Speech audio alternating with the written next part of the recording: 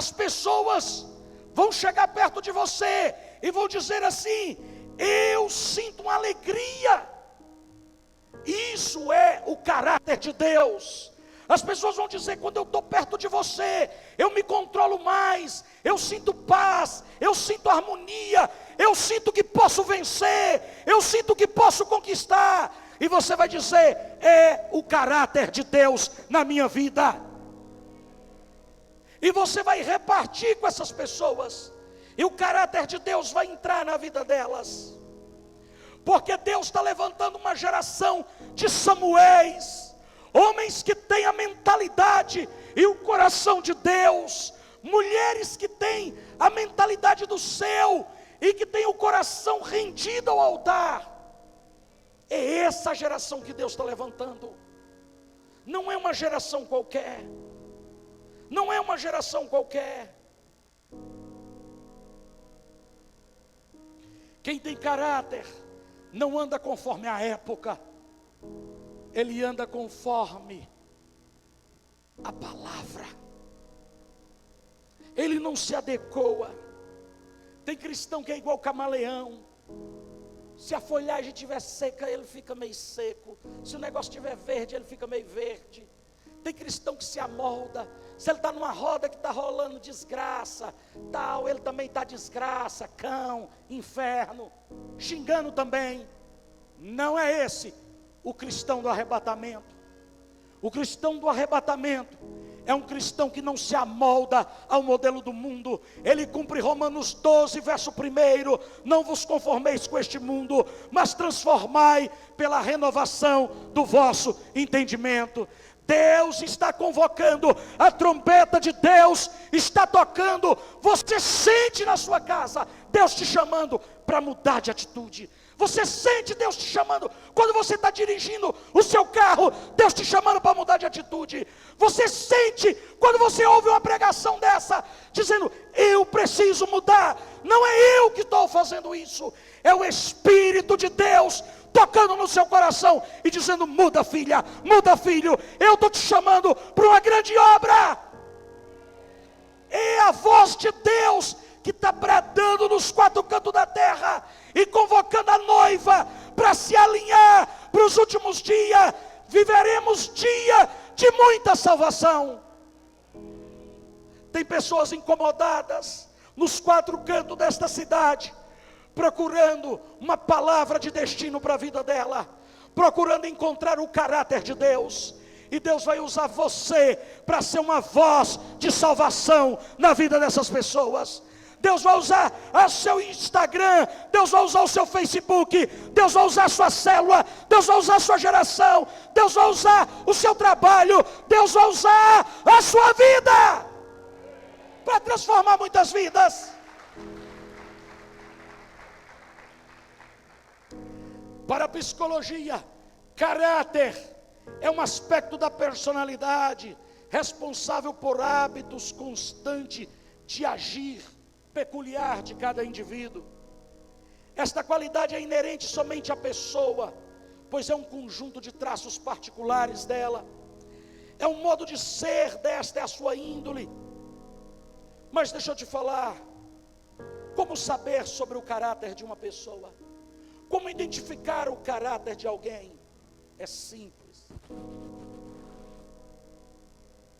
É simples demais. É simples demais. Observe as conversas. Ouça atentamente o que a pessoa está dizendo. Escute ela.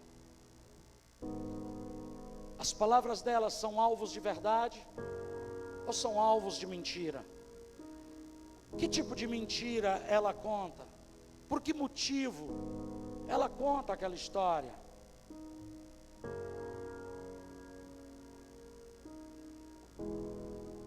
A verdade nunca muda, irmãos. A mentira precisa de reformas. A verdade nunca muda. A verdade é uma só. O nível de compromisso que a pessoa exibe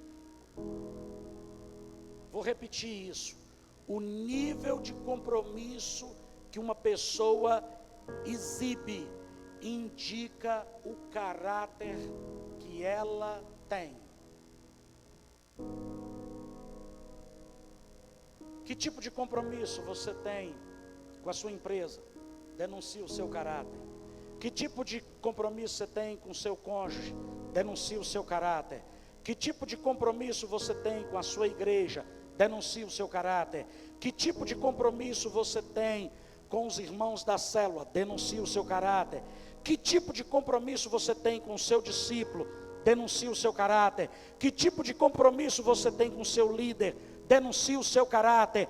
Que tipo de compromisso você tem com a Bíblia? Denuncie o seu caráter. Que tipo de compromisso você tem com os perdidos? Denuncie o seu caráter. Que tipo de compromisso você tem com o dinheiro? Determina o seu caráter. Tudo isso determina que tipo de caráter você tem.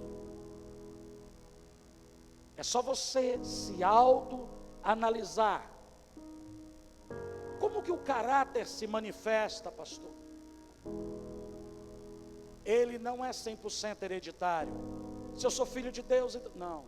Deixa eu te falar uma coisa.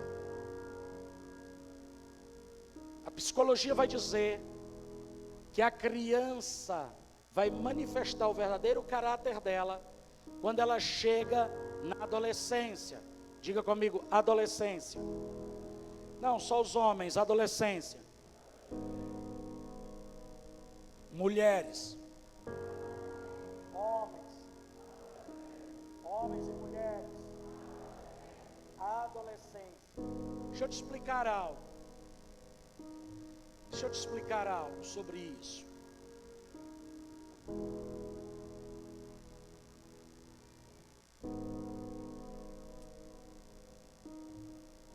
Quantos filhos de Deus eu tenho aqui? Então levanta a minha mão para mim ver quem é filho de Deus. Vou olhar tudinho na cara. Levanta. Tem uns que estão com medo, não sabe se está na identidade, o nome do pai. Levanta a mão aí. Pronto. Levanta a mão. Baixa a mão. Aplaude o Senhor. Quando a criança nasce, ela se comporta parecido com o pai e com a mãe. Aí ela vai crescendo. E ela vai crescendo. E ela vai se tornando adolescente. E ela vai entendendo que nem todo mundo é igual. Ela pensava que todo mundo era igual, o papai e a mãe. Só que agora ela descobre que nem todo mundo é igual. Tem a titia, tem o titio, tem o vovô, tem a vovó, tem o coleguinha, tem a mãe do coleguinha, o pai do coleguinha. Ele foi para a escola, tem a professora, tem o professor, né, tio Hans? Tem a turma, e ela vai aprendendo. Ela aprendeu que não podia pegar as coisas, que é feio, mas aí ela convive com pessoas que pegam o lápis, esconde na bolsa, e ele vai adquirindo outros caracteres. E o caráter dele vai se manifestar bem na adolescência. E como o caráter não é biológico, nesse momento, há uma influência das pessoas em que ele conviveu. Quem está entendendo? Olhe para cá, quem está entendendo? Então deixa eu te falar uma coisa. Você aceitou Jesus, você foi para a célula, aí você foi para o encontro, aí você nasceu. Aí você falou, você é igual papai e mamãe na fé aqui. Aí só que você começa a conviver com os coleguinhas. Aí você começa a achar que agora você já é maduro na fé. Aí você começa a ver um que você admirava ele. E você achava que ele era um cristão autêntico. Só que você está vendo que ele mente. Aí tu fala, olha, legal, menti também. Aí você vê outro, que tem um outro comportamento dissimulado. Você vê outro que fala mal do líder. Você vê outro que fala mal da esposa. Você vê outro que fala mal do marido. Você vê outro, descobre que tem uma acolá que é uma referência grande, e que ele tem comportamentos totalmente diferentes do que tu aprendeu na casa do papai e na casa da mamãe. E agora tu quer ter aquelas atitudes e se justificar fundamentado naquelas pessoas. E então o teu caráter começa a se manifestar de uma forma mais aguçada. A expressão máxima do seu caráter vai se dar na tua adolescência. Então deixa eu te perguntar: você já tem um caráter adulto com Deus? Você é uma criança com Deus? Ou você é um adolescente com Deus? Porque se você for criança, então você está na fase da ingenuidade. Mas se você estiver na adolescência e praticando coisas equivocadas, contrárias ao caráter de Deus, então isso prova que a tua adolescência foi influenciada pelo mundo. Estou falando de adolescência espiritual. Quanto tempo de cristão você tem? Não se mede na régua igual a idade. 1 ano, 2 anos. Com 10 anos, 12 anos, que já é adolescente. Só quando eu tiver 18 anos de cristão. Não, não é assim não. Porque Pedro, com 3 anos e meio, já estava ganhando 3.000 almas, numa pregação. Não é assim que se mede. Se mede no nível de compromisso que você tem com a palavra. Quanto mais compromisso você tem, mais maduro você se torna rápido. Quanto menos compromisso tem, mais tempo você demora para amadurecer. E se você é daquele que se considera maduro e anda praticando coisas que ofendem o caráter de Deus, então seu caso é grave. Agora, se você é daquele, meu Deus, eu sou um menino espiritual, eu preciso crescer espiritualmente, eu preciso amadurecer.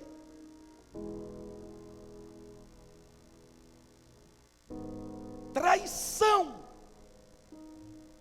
é uma fraqueza no caráter.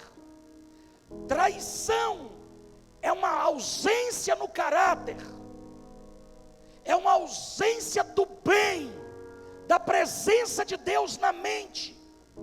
Porque quem trai, engana e faz sofrer pessoas que diz amar. Ninguém trai quem não é amor. Só é possível trair se aquela pessoa for uma pessoa do rol do amor. O que é isso? Quem está longe não trai, quem trai é quem está perto. Inimigo não trai, quem trai são amigos, quem trai são aqueles a quem confiamos. Então eu estou te convocando hoje a fazer uma reflexão de onde você está errando. Como é que eu percebo que eu tenho uma falta de caráter ou um mau caratismo? Quando eu erro mais de uma vez no mesmo local. Se eu erro 2, 3, 4 vezes na mesma área, eu tenho um problema de caráter naquela área. Se eu erro uma vez, ela pode ser considerada acidente. Se ela se tornar hábito, isso quer dizer que eu não absorvi os atributos de Deus na minha vida. Me perdoe se a mensagem não é aquela mensagem empolgada. Me perdoe se a mensagem não é aquela mensagem que te deixa assim, uau! Mas é uma palavra que o Senhor me incomodou a ministrar ao público do qual eu pastoreio. Eu tenho uma responsabilidade com as minhas ovelhas. Eu tenho uma responsabilidade com aqueles que dizem que eu sou um pai na fé. Eu tenho uma responsabilidade com a noiva do Cordeiro, pela qual Ele me confiou, assim como Abraão confiou a Eliezer e buscar uma filha de alguém para casar com seu filho Isaque. Um pastor deve ter a responsabilidade de conduzir a noiva para casar com o noivo. E eu quero ver uma igreja limpa, sem mácula, sem ruga, alinhada como uma princesa no dia que a trombeta tocar. Eu estou convocando você, filho e filha do avivamento, para se tornar uma pessoa segundo o caráter de Deus.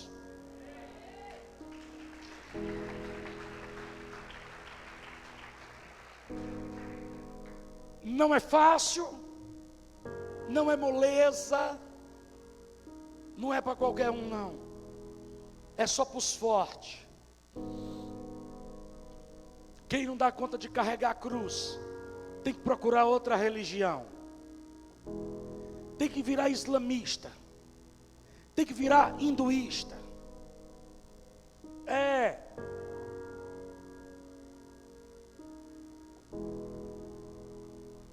Tem que ir para o Rio Grande, estudar o chakra, abrir o chakra, meditar. Chamada para o cristianismo. Todo cristão tem uma mochila chamada cruz. Todo cristão tem que saber que a cruz denuncia o nosso caráter. As pessoas estão te vendo com uma cruz, ou as pessoas estão te vendo sem a cruz. As pessoas te veem um cristão carregando a cruz. Pastor, eu sou alegre, eu sou feliz. As pessoas não veem minha cruz. Eu não preciso estar com semblante triste para mostrar que estou carregando uma cruz. Carregar a cruz é renunciar à própria vontade. Como? Se possível, passa de mim esse cálice, mas contudo, seja feita a tua vontade.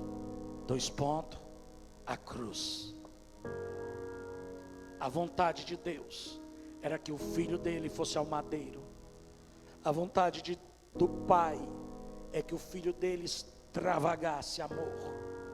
E Jesus extravasou amor na cruz. Se você quer demonstrar amor pela humanidade, saia do sofá, saia da Netflix, saia do conforto para viver o confronto do Evangelho.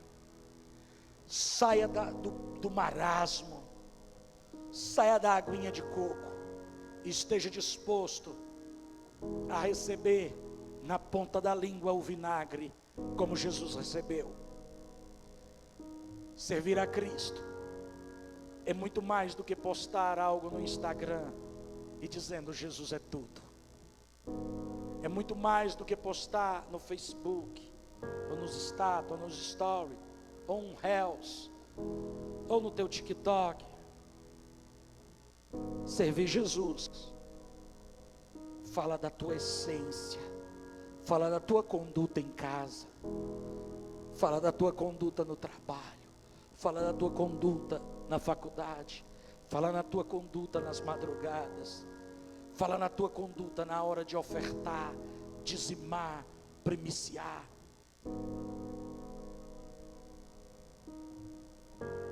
Eu quero que você fique de pé.